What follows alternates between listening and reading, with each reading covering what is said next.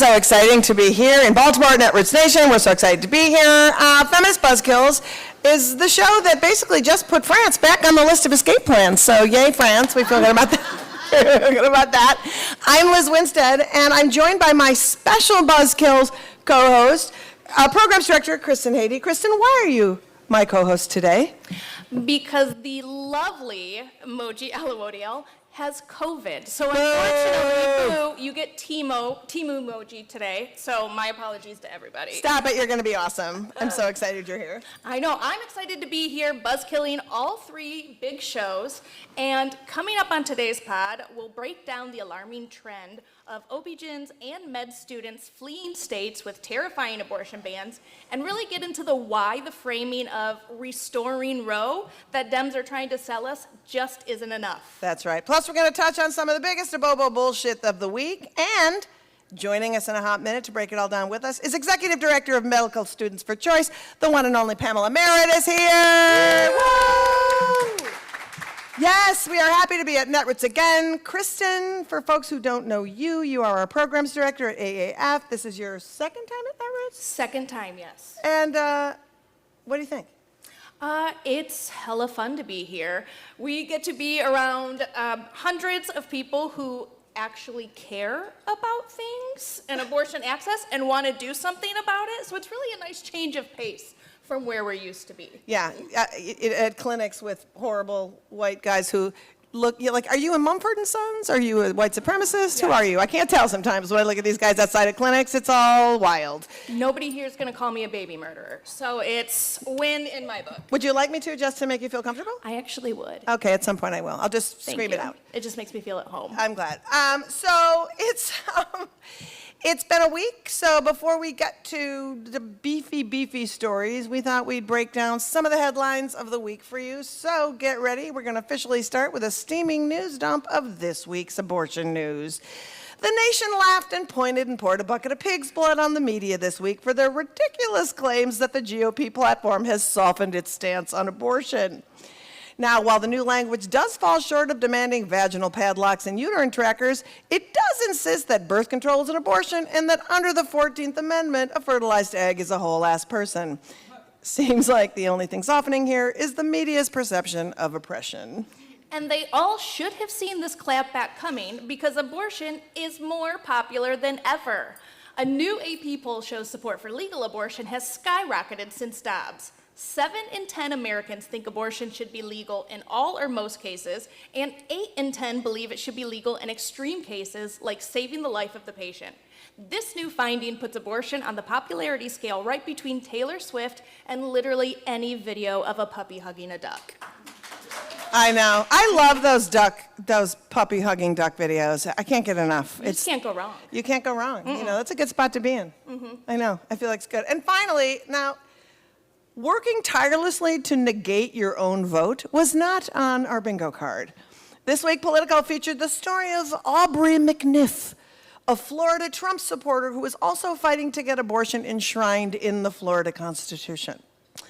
When asked if she saw any irony in her activism, she answered with an emphatic no, claiming she also believes in bombing for peace and fucking for virginity. This has been your steaming news dump, and it was messy. Messy as hell. I know. I mean, so much news, so little time. But I think that right now it's time that we're going to get into our big topics of this particular pod, because there are 3 sort of things that I feel like we should be concentrating on as abortion is front and center and more popular than Taylor Swift in this election cycle, and I feel like we're not. And in case you all didn't know, we're actually in an election year. What? And abortion is on the ballot. I know, wild. And polling better than every candidate that's running for office. Yeah, even the old ones. Even the old ones, which are most of them? Yeah, turns out. I say that as an old person, so don't be whatever. She has the privilege. I do. I get to own it. And states are imposing harsher laws while citizens are desperately working on ballot initiatives, which are great, but they're not the be-all, end-all, and I think we're leaning too hard on them, and we're going to break down why we shouldn't be totally leaning on them to end our oppression and give us bodily autonomy.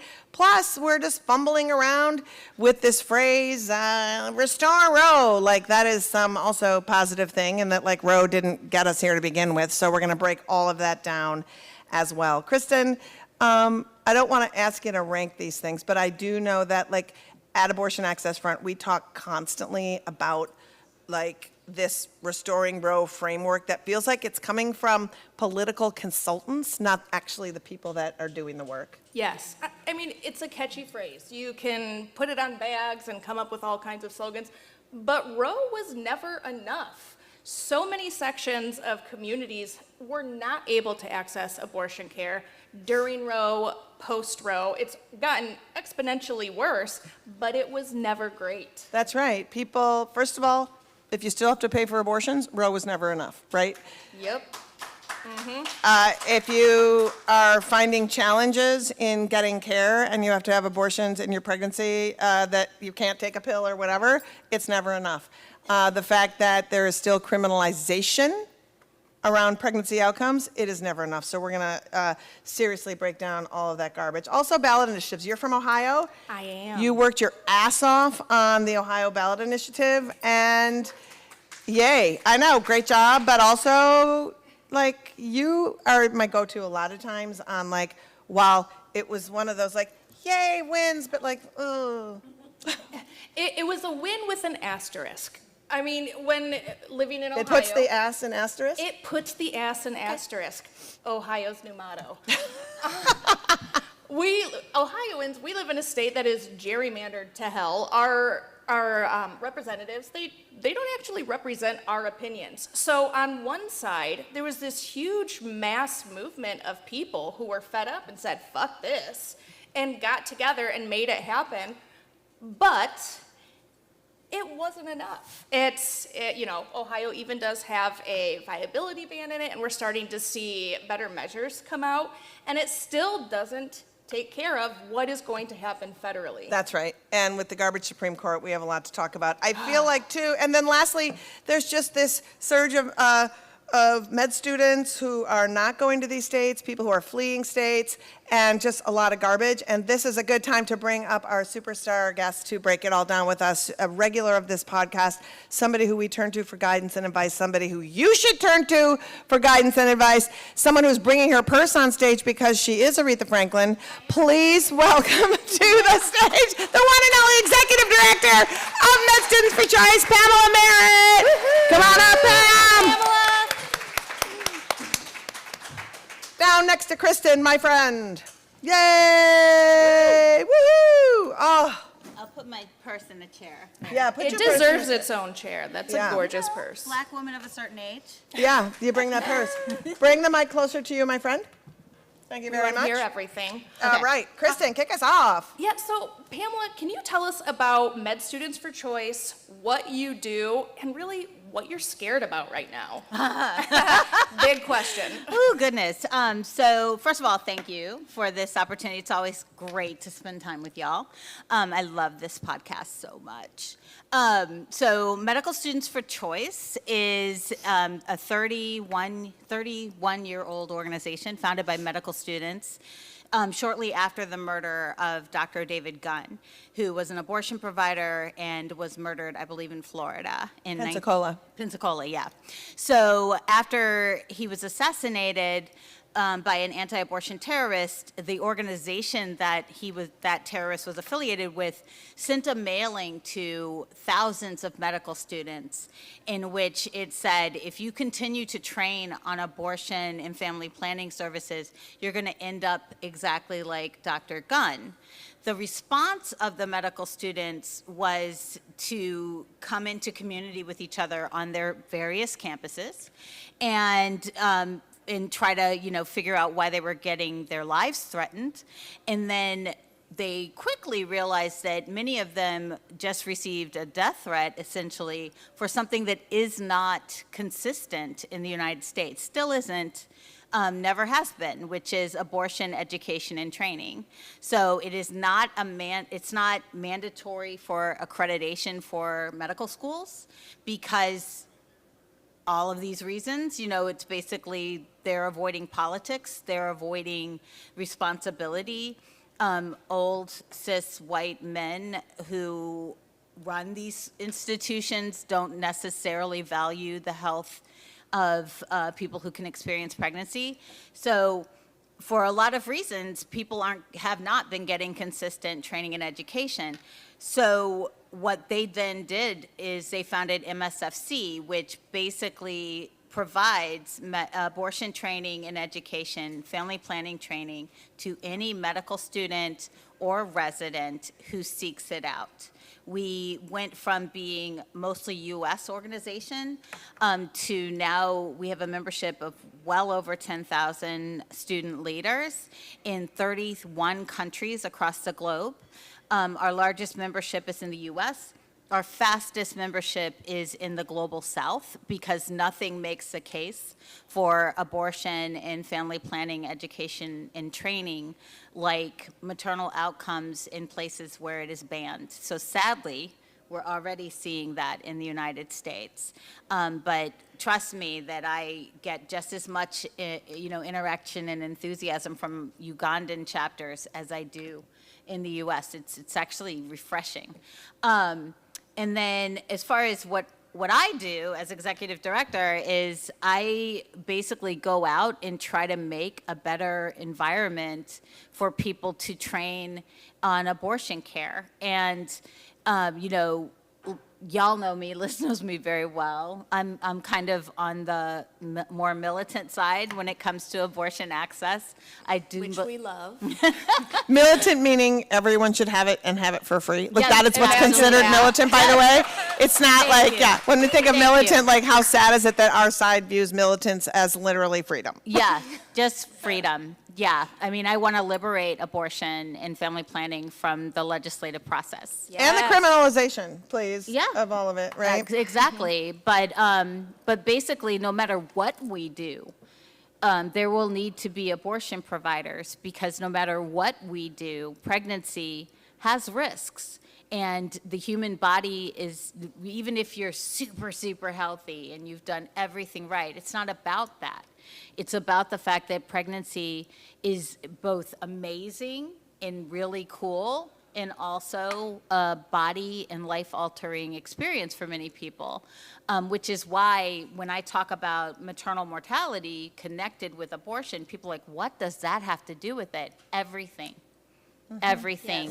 Yes. In a country where Black women are 3 to 4 times more likely to die as a result of a pregnancy complication, and for every Black woman who dies, there are thousands who survive with life-altering catastrophic harm, then access to abortion has been, is, and will always be a life and death issue for Black women and people who experience pregnancy.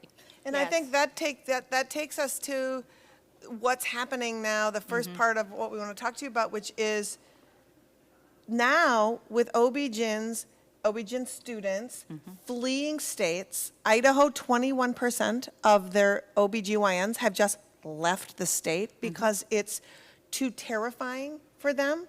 When you get 2 to 5 years of jail time, a $100,000 fine, loss of your license, and that's just Idaho. It's not only harming people who need abortion care, but people who need prenatal care, and those numbers are going to spike. So, as we saw with this EMTALA case, which was so depressing to watch, we're just talking about these emergency room abortion cases where, honestly, the Supreme Court just kicking this emergency room case back to the courts.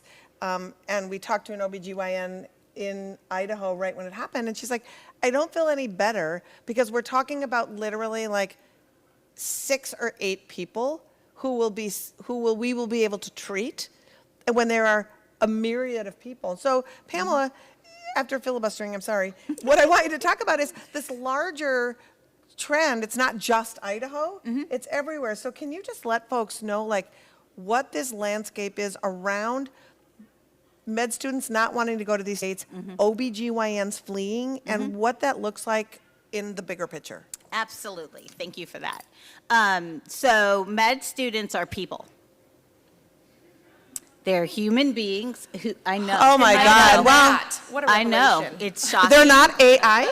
No. Oh. They're not martyrs. They're not, they're everyday people who are wicked smart and incredibly dedicated, because it takes many, many, many years to become an OB-GYN. So there's a couple of things that are in play here. One is that the type of person who becomes a medical student tends to be very competitive, wants to be very good at what they do. And by the time they're in their third and fourth year, they're like, I've invested a lot of time, in some cases $500,000. So that, yeah, because you want to talk about tuition problems, it's also at the med school level. In order to become a doctor, I want to be the best doctor I can be. And so when I'm ranking the residency programs I want to apply for and would like to be considered for, I'm thinking about where can I learn my skills, where can I get the best bang for my investment of time and money, but also where might I want to live and build my practice. The majority of doctors build their practice where they had their residency. The other thing is that they are in, I hate to use this phrasing, but it's like prime reproductive years. So by the time you're graduating from medical school, the majority are at that time in their life when they're like, do I want to have children? Do I want to have them biologically or in other ways, and what does that look like in this state? My understanding is from my members that OB-GYN residents are actually encouraged, if they're interested in having kids, to go ahead and do it when they start a residency, because you're already exhausted. I think that's crazy, but okay.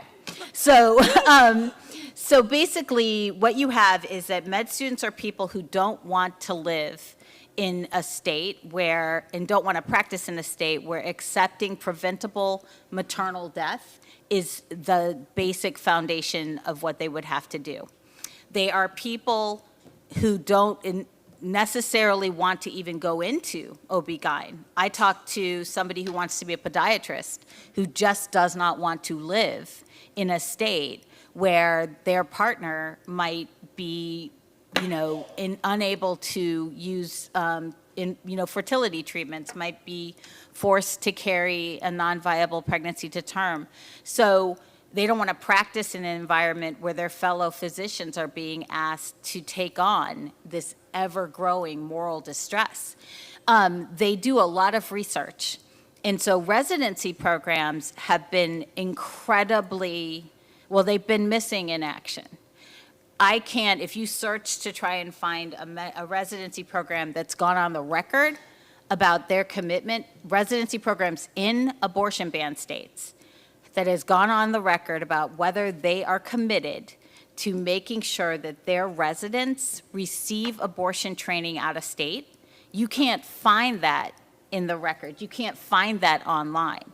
So their lack of public commitment means that people are going to assume it's an iffy thing. And this is important. Their accreditation is based, for residency programs, is based on whether they will fulfill abortion training and education. But the devil is in the details. The accrediting body is not a federal agency, it's a private group.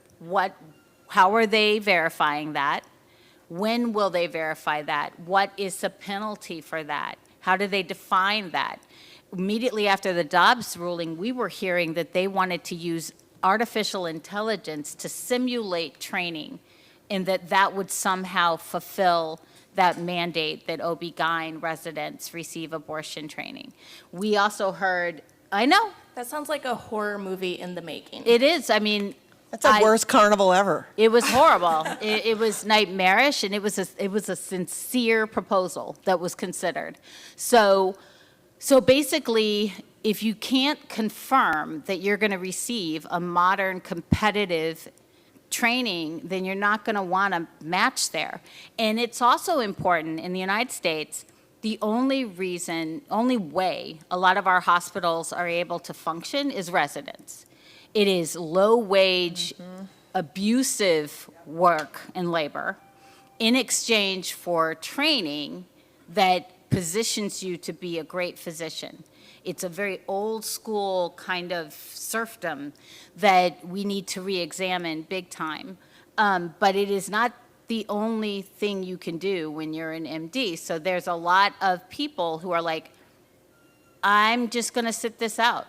I don't want to lock in multiple years of my life in a state that has shown an overwhelming willingness to legislate medicine.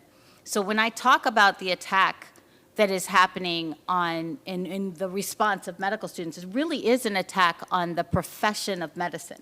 Yeah. Yes. And that's what I wanted to say is like, I can't imagine spending so much time and treasure wanting to heal people and develop relationships with patients, and to have the percentage of me having to deny my patients care and watch and be criminalized if I recommended the best care for them. Like, that's the road that I just seems just unimaginable, and I get it. And you live in Missouri.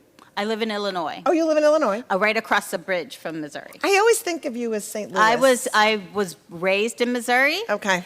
And I lived in Missouri for the longest time. And then in 2020, I decided I needed a different, a change of scenery. Okay. So 20 minutes away from the city of St. Louis, but it's like leaving 1956 and moving over to 2024. Welcome. It's very exciting for you. We're happy for you. Yeah.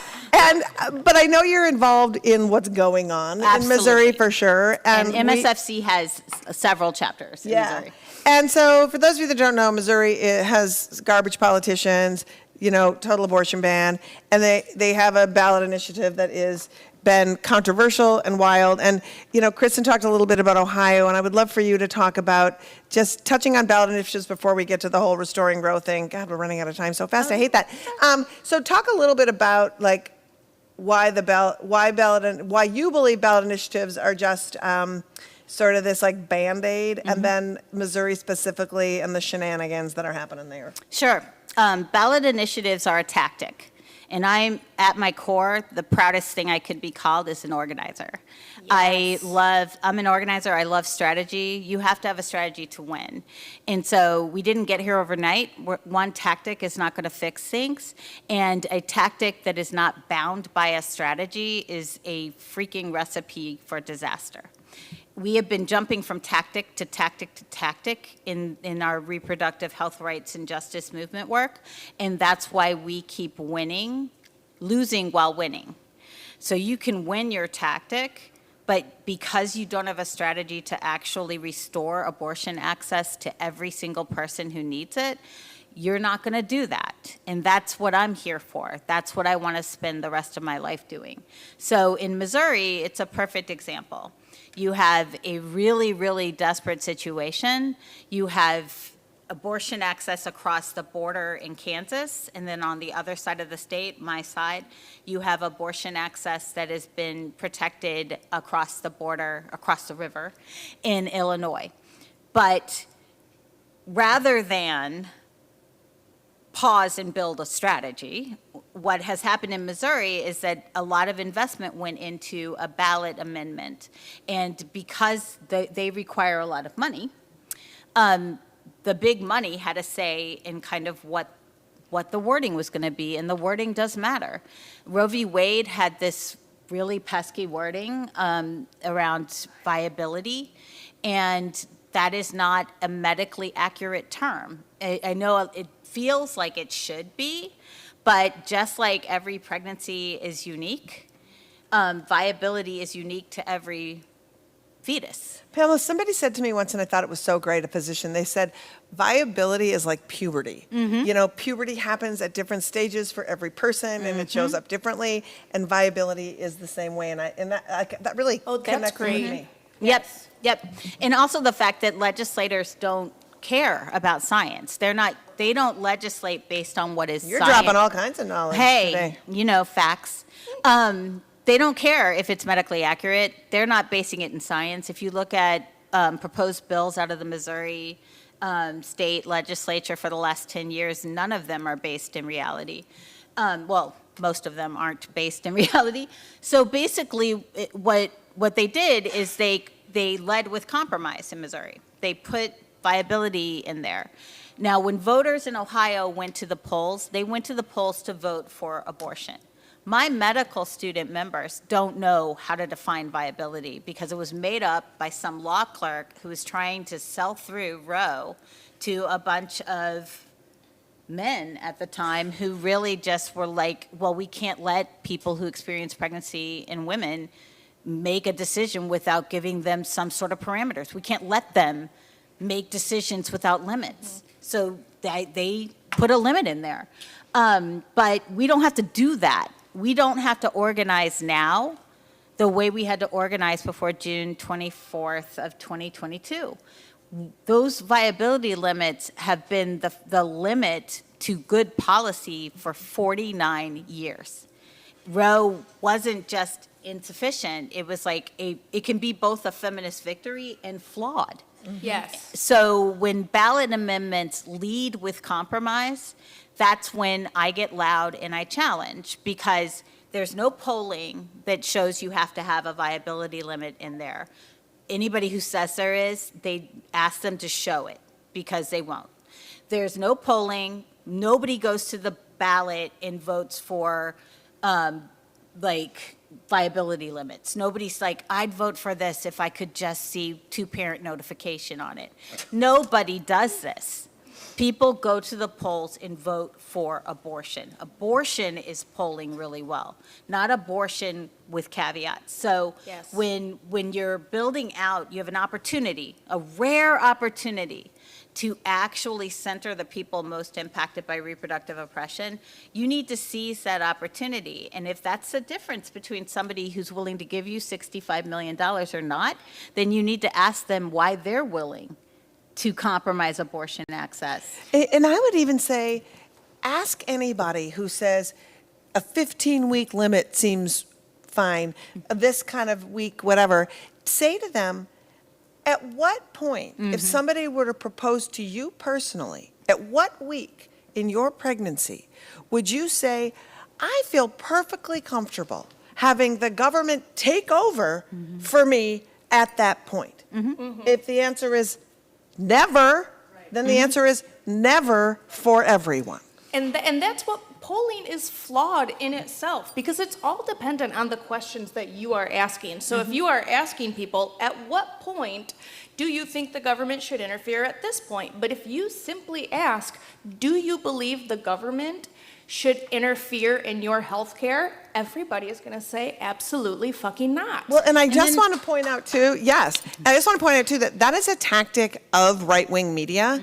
If you will watch how right-wing media, it's why I refuse to ever go on any of those shows on Fox ever, because why would I put myself into the Fox's Den or the Hen House or whatever that is? Because Sean and Hannity will go, all right, when do you believe it's okay to murder a baby? At this time or this time? It's like, well, I don't believe ever. No, answer my question. I've given you two parameters. You know, it's like, Nope. your parameters are fucking garbage, just like you. Yep. And so that, and so, you know, and so I just feel like those are the kind of things that, you're right. It's like, why are we beholden to a question someone asks us about ourselves? And that is right. And why don't we have people who care about abortion? I wish we don't have $65 million to run that gamut and put that shit up. Right, but they're running ballot initiatives in states that they want to win a 2024 election in. And so nobody invests $65 million because of women's health. Nobody. I wish they did. They don't. What a world that would be. What a world that would be. So they're running it for a reason. We need to ask what that reason is. But the bigger picture that I'm focused on is the lack of strategy.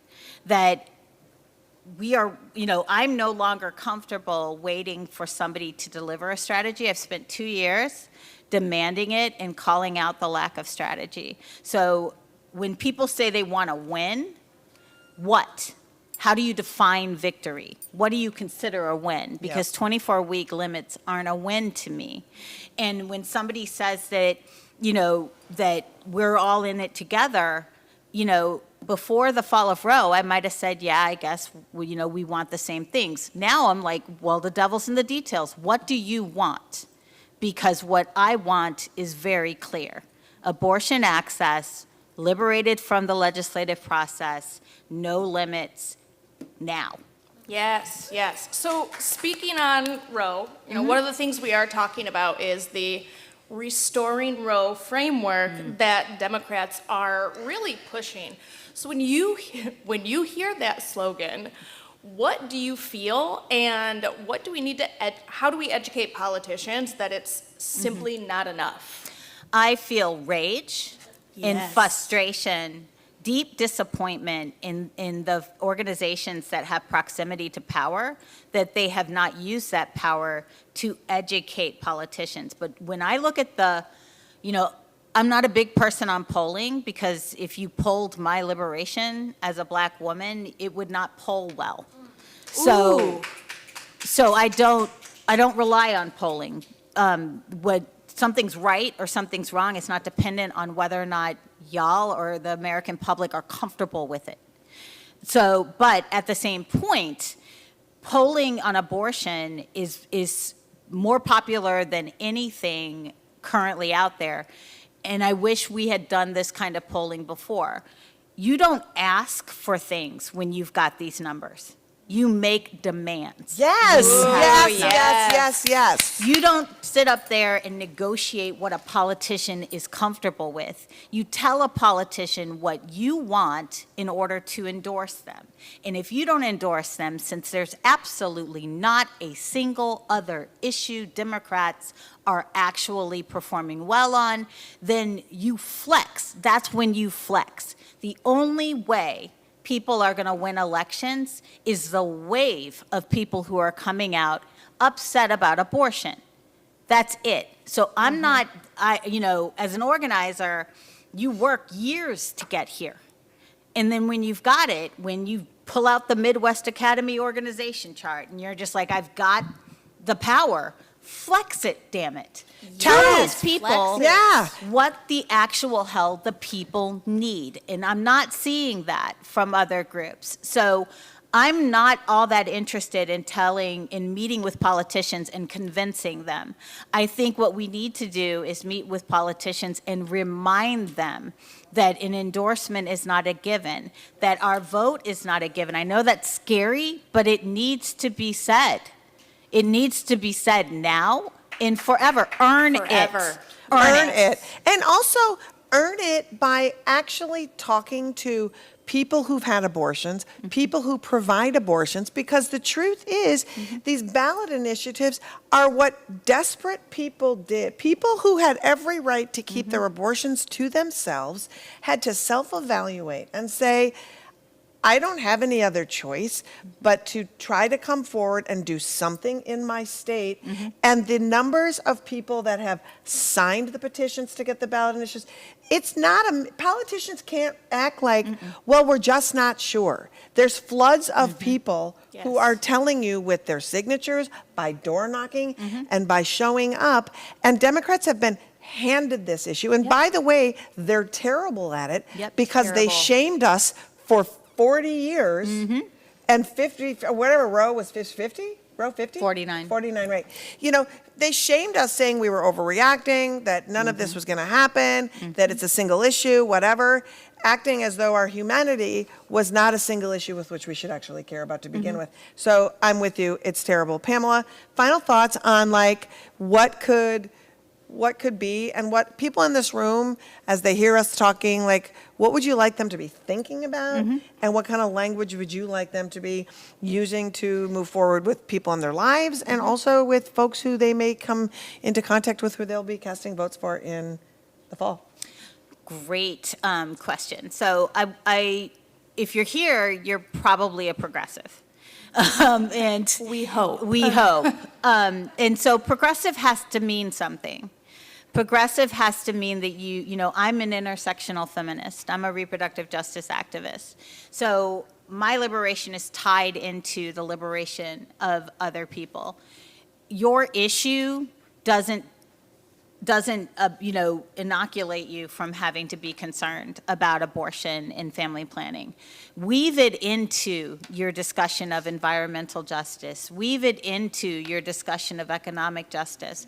Because if we don't get this right, there's not a single progressive platform issue that's going to happen the way it should. Not one. Not one.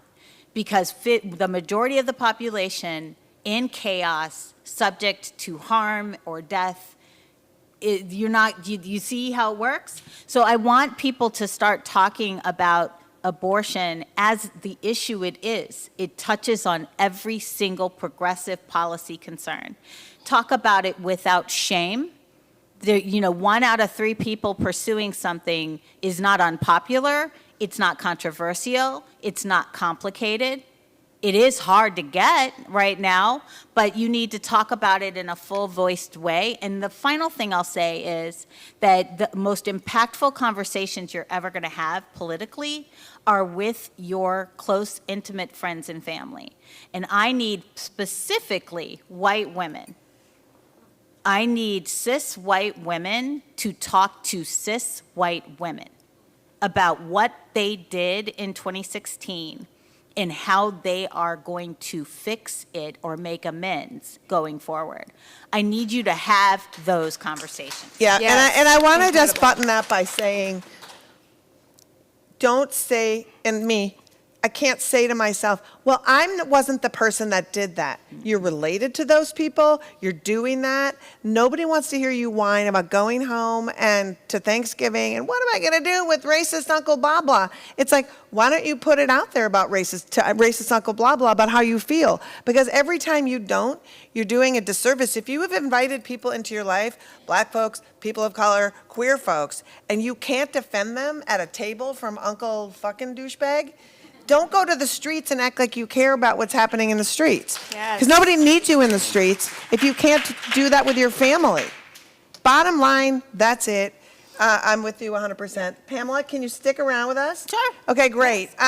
We have links to more info about what we've talked about will be in the show notes, so you can do your own research, but like with facts. With facts! And we always like to remind you that you can find the best, most up-to-date minute resources on accessing abortion care and funding for your care on our website, aafront.org. That's right. We have this Charlie chatbot. It's amazing. If you look in the lower right corner at our website, it will walk anyone, anywhere in the country through all of your options and resources to access abortion. So it's really amazing. And So, Pamela, thank you for your work and Yes. all of your wisdom. You can find Med Students for Choice on social. Yes, Thank you. amazing. On socials at MSF Choice, and check out their work at msfc.org. And you're down to stick around Yep. for a little game and some Q&A. Sure. Love it. awesome. So I prefaced earlier about the game, so here we go. It's the party game that's faster than Monopoly and more fun than Taboo. It's 6 degrees of abortion. Normally, this is where Moji, aka Kristen, picks a story from the news, seemingly not about abortion, and then I have 6 degrees to try to tie it to abortion. So, But here at Netroots, we are going to have y'all toss us some stories, and Liz, Pamela, and I will try and make the connection together. So, your challenge is, let's see if y'all can stump us this week. all right, who's What got a stories? story? Who's got a story that's seemingly not about abortion at all? All right, come on up to the mic and tell the story. All right, here we go. We're ready. Or we can just spin the mic around for you. There we go. The extreme heat is out there currently getting so hot that it's buckling railroad tracks. Oh, okay, wait. So are we tying railroad tracks to abortion? Steaming heat to abortion? I guess that would be the... Okay, so we have to tie railroad tracks to abortion Heat. and heat. Oh. Okay. Well, you really are trying to stump us. That's Hey, you're up for that's that great. one. All I right, would so say, like, transportation is a big issue when it comes to abortion access. Now that abortion has been banned in so many states, there's a lot of people who have to travel out of state. And, train tickets are a lot cheaper than flying people. So the fact that, I love the train. I've taken it many times, and buckled, like the buckling that happens from the heat is harder to address than, keeping it warm when it's freezing. Like, they light fires on the tracks. So I think that that's a threat to Wow. abortion access. and I'm going to take it one step further. Is Marissa here? So Apiary is a practical support fund that helps people get transportation and lodging to there. So Apiary will buy you a train ticket out of a state that doesn't have an abortion to get you to a state that does have an abortion. So let's say that Apiary buys you a train ticket, and that train ticket takes you to have an abortion. I've just tied Apiary to the train to get an abortion. brilliant. Did I win? Did we win? Yay! Okay. And go visit their booth. They have a booth here, Apiary. So go visit them. We'll put the link to them in the show notes. Thank you, Pamela, for making it possible. Before you go and we get to questions, Kristen? Well, now it's time to thank the people who make this pod possible. The Feminist Buzzkills podcast would not be here today without the generosity of our fake sponsors. Liz, let's tell our friends who's supporting this episode. Absolutely. Happy to, Kristen. As we mentioned earlier in the show, 1 in 4 people will have an abortion in their lifetime. And that means someone you know is considering having an abortion right now. And that means you need the perfect gift to insert your opinion discouraging them from making this horrible decision. And this episode's sponsor is Fruit of the Womb Edible Arrangements. That's right. Fruit of the Womb is a handcrafted specifically for the abortion seeker in your life. It's a beautiful papaya half stuffed with an apple carved into a fetus. Designed to say, it's your choice, be fruitful and multiply, or be a murdering whore. You can send a Fruit of the Womb edible arrangement today at fruitofthewomb.com.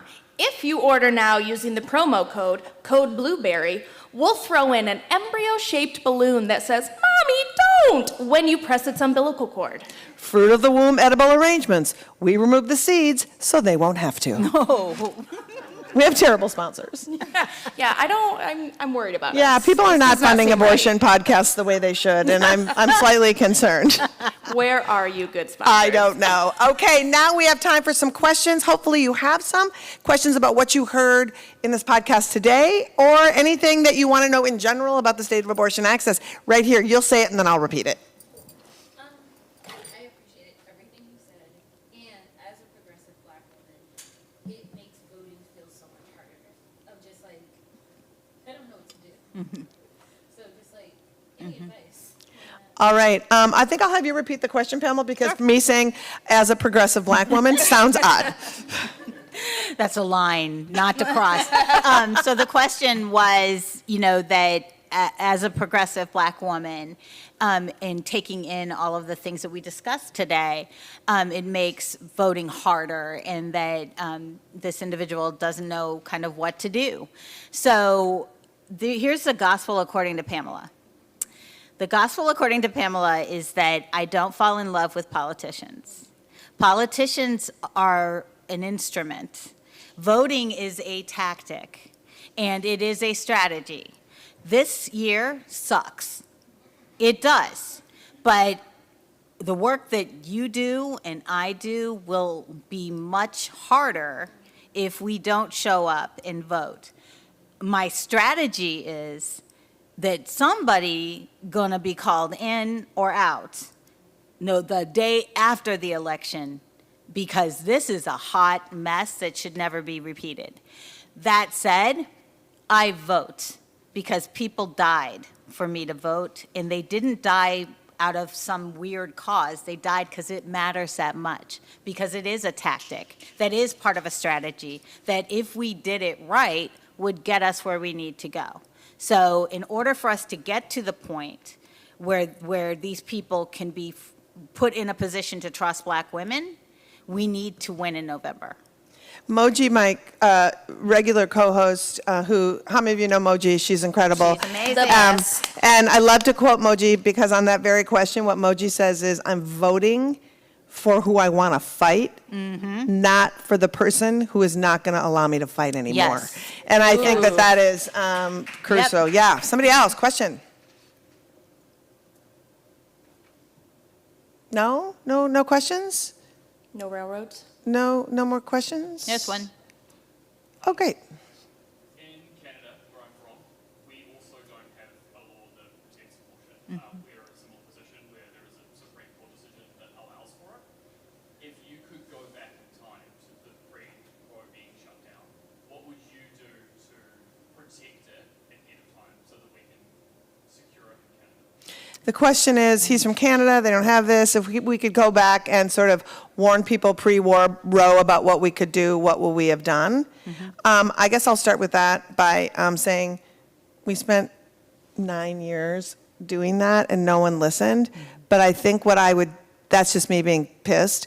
But what I would say to people is, please understand and learn about state politics, because state politics is how we got Roe, state politics is how we lost Roe, and paying attention to who is on your school board and your city council and your state legislators and your governors, those are the people that are giving us these insidious laws. And, you know, I don't live in Mississippi, but people in the United States don't have abortion access because of Mississippi. The courts, the Fifth Circuit Court of Appeals, is the creepiest fucking place on earth next to, like, I don't know, Disneyland. Quite frankly, it feels like super creepy. And so it's like all of that shit matters, right? Like who is installed and what happens. So it's really paying attention to how this shit got here, because I don't think people knew. I mean, Democrats did not start voting in midterms in any real way until 2006. We just gave it up, you know? Also check in with yourself about how you actually feel about abortion, because I think 90% of the abortion sorry, I'm filibustering. 90% of the abortion conversation is based on so much information that the anti-abortion movement puts out that we just absorb it into our skin and parrot it out. Yep. And don't be lulled into complacency. If you don't have a national law that protects it, fucking get one. I mean, this is what happened. It was so many people believed that it wouldn't be overturned, that we would have it forever, but that just wasn't the case. So if you don't have it guaranteed, that needs to happen before it's a crisis. Absolutely. So, in not just because Canada is on my flee to list, I need because I love hockey. I mean, Here, I'll go with you. I love Tim Hortons. I want to be a curler. It's all good. Pro-abortion Canadian Pro-abortion commune, Canadian. we're in. But I don't think I realized the how Canada governs abortion until we lost Roe, and I had to find a place for medical students to train. So I was like, Canada, and no, it wasn't that easy because Canada doesn't have a lot of clinics. So Canadians come down to the U.S. to train. That can change. That should change. So I agree 100% that what happened. France went in and enshrined abortion and the right to make decisions about your body in their constitution. They did it with limits. You could one-up France, and this could be part of what I believe is a Canadian tradition of being better or trying to be better than the U.S. or different. So, you know, being proactive about a policy issue would be the opposite of the U.S. You have to enshrine it federally. Every single thing that you're doing in a province that you like needs to be protected federally. And I'm not up on Canadian politics and how that happens, but that needs to be the number one priority. And since the dumpster fire of horrible harm that is happening here is being flooded in the news up there, now's the time to strike. And that was a great question. Love the spirit of competition. You've already one-upped America. New goal, one-up France. That's right. There you And go. we have time One more for question. one last question. Oh, shit. Oh, for fuck's sake. It's Anthony Comstock, back from the dead. I have a question. Thank you so much for inviting me up here. I'm not sure anyone invited you. Okay, great, perfect. My question is thus. Oh. Are you the wanton harlots who have been relentlessly peddling that vile petition to repeal my virtuous 1873 Comstock Act? Yes, we are. Are you a dead white man? Who isn't? Who isn't, Pamela? It's freaking Comstock. It is I. Okay, so we answered your question. So you had your question, that was it. You don't have a second question. Your question was, are we the wanton harlots who have the repeal Comstock? Hell we are. yes. Time for you to go. Okay, well, let me clarify for Okay, those go. here. My Comstock Act is a moral cure-all for all of America's moral ailments. In my day, I was put in charge of making sure no obscene filth got through Okay, to corrupt wow. society. We don't have a cut your mic thing like they do in the debates. Oh, no. But here's the deal. Turn it up, Okay, Maestro. audience, here's the deal. We know that Comstock is freaked out by our very existence, so I think a way to get rid of him, sort of like, the Good Witch of the North, is if you'll just expose a little skin. Just a If little you're- bit. Just Can't a get rid little of me. wrist. Just a little wrist. If you'll just all Don't stand get up. rid of me. show a little I'm a wrist, master little debater. Why don't you ankle, engage and we'll with me? chase him out of the room. Look, wrist. No! Look. Oh my God, no! Oh my Boobs. No! Oh my God! Oh, shut it down! Go. Get thee gone. Arms. Get thee gone. Fear God! Goodbye, Comstock. Goodbye, Comstock. Later, Comstock. See ya fucking later, Comstock. That is our show. Thank you so much. Thank As you. always, to Thank you. Pamela That's our show. Merritt. Yeah, let's go. That's our show. Again, you can find Med Students for Choice on social at MSF Choice and check out their work at msfc.org. And thank you so much to Netroots Nation for having us, and to you, Netrooters, for being here live. And I guess thank you to Anthony Comstock for giving us a glimpse into his batshittery. That's right. Also, Anthony Comstock, the Comstock Act is real. If you don't know about it, right here, if you just hit on that QR code, please sign the petition to repeal the Comstock Act. We're working with Senator Tina Smith to do that, so do that. Also, as you leave, grab a zine, because we have Comstock zines. You can learn all about this 19th century perv. Bonus, if you come to our booth in the town hall right after this, you can grab a selfie with Comstock. He doesn't know what a camera is. It's really fun. Get your picture. Tell him that you suck. Like, take all of your aggression right out on him. Also, we have 2 more shows back here at Netroots. Big note, tomorrow we're in this room, but it's at 9 a.m. instead of the 11:45, but we're right back here Saturday at 11:45. And on tomorrow's show, if you have been hearing the panic around SCOTUS ending Chevron deference and have been saying to yourself, I've got to learn more about this. It's me. That was me. Then join us. We are going to do a mini explainer and fill you in on how SCOTUS destroying Chevron could be a serious blow to abortion. And joining us to drill down Chevron and just how scary this could be is the executive director from Take Back the Court Foundation, Sarah Lipton-Lubet. That's right. And anybody in Chicago, near Chicago, going to the DNC, we're doing a comedy show at the DNC, well, sort of at a club during the DNC. It is called L'Abortion Variety Hour, Cavalcade of Cooch. It's a throwback variety show with music, comedy, burlesque, the things that could be banned after the election. So if you're in Chicago during the DNC and you want to come, check it out. Come to our booth, aafront.org/variety show. And you definitely want to join us at our booth and learn about all of the ways you can get involved. Get a golden uterus tattoo, buy a shirt, and join the Buzzkill squad to preserve, protect, and defend access to abortion. That's right. And of course, follow us on social at Abortion Front. Support us on Patreon, patreon.com/Feminist Buzzkills. And finally, we leave you with Oklahoma State Senator Dusty Devers, an actual name, an actual elected official, showing us his whole ass when he tells us how he would punish abortion havers and providers.